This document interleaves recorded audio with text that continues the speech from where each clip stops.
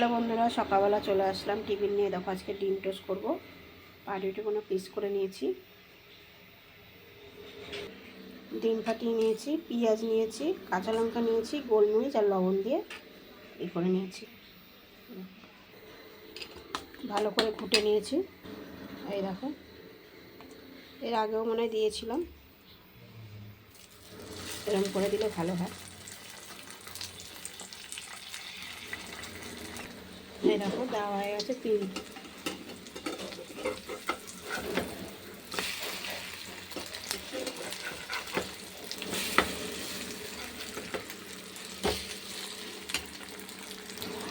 এই দেখো হয়ে গেছে।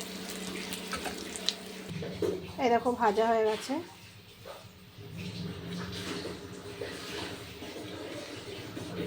কেমন লাগলো অবশ্যই জানাবে, আর যে যে খাবে চলে আসবে।